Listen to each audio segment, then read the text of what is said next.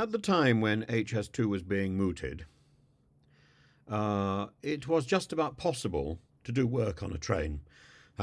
Since that time, I'm afraid I have to point out that trains have become an inchoate uh, focus of noise, mostly from the staff servicing the train, telling us at every station where we are, telling us that it's our control of the train and our control of the security, mind bags and all this sort of stuff. Don't forget your belongings. This constant chatter on the train. And even if you arrange through the train line to sit at a train which has got a seat which has got a table, you're more than likely to end up sitting at something which is with some sort of pull-out shelf squashed into a seat with somebody else, and you can't get on with real work. It's terribly difficult.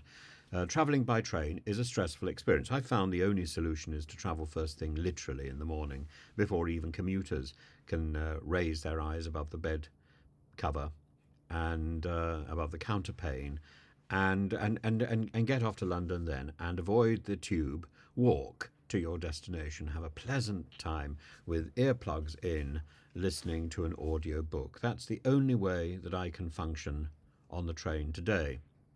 Now, people who have been savaged by the HS2 arrangement have had terrible years of struggle.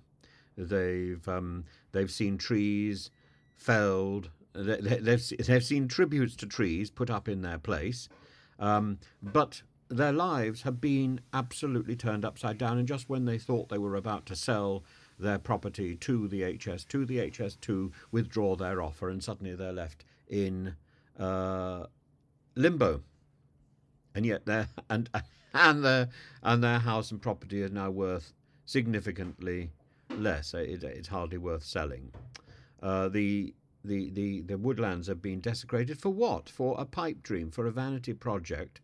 If we'd been building a bullet train, we might have been somewhere near our destination to account for the dead time that has now become inevitable if you get on a train and you want to function. You just want to get there as fast as possible, like being on a plane. You want to get the experience out of the way, because there is no way you can enjoy the journey. You can't enjoy your own time in the journey. You can't look out of the window because you've got someone screaming in your ear every minute of the day. You can't plan your train journey because 9 times out of 10 the train you're trying to catch won't run on time, or will be stopped halfway through. You'll be transferred to a bus. Or indeed, if you think, oh yes, I can rely on the cafe in the train, no, it'll be closed. The train is not something you can plan. So planning for HS2 is a nonsense. Planning for a Japanese bullet train might work. We're using yesterday's technology to plan for a tomorrow that we have already ruined.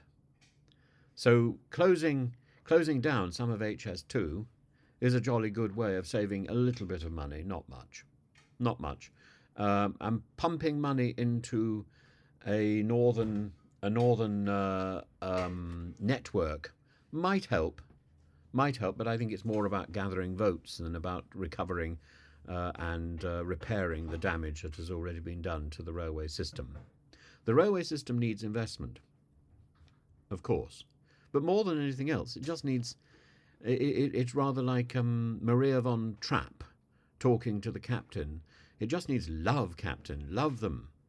And there's contempt for the railway, inspired by the way the railways has been treated and the way the railway treats its customers, but there is contempt. And we need to turn that round. What we need is another Thomas the Tank Engine revolution where we can love the railways, because we don't. We hate them. We grudgingly give them space. And until we can love the railways, I don't think we can have a revolution in railway traffic and railway transport and railway access. We need a rebranding. We need more than a rebranding. We need a rethinking of what the railway means and what the railway can offer. Because at the moment, it's simply cattle transport, and it's a misery, an absolute and unrelenting misery because you don't know what you're going to get.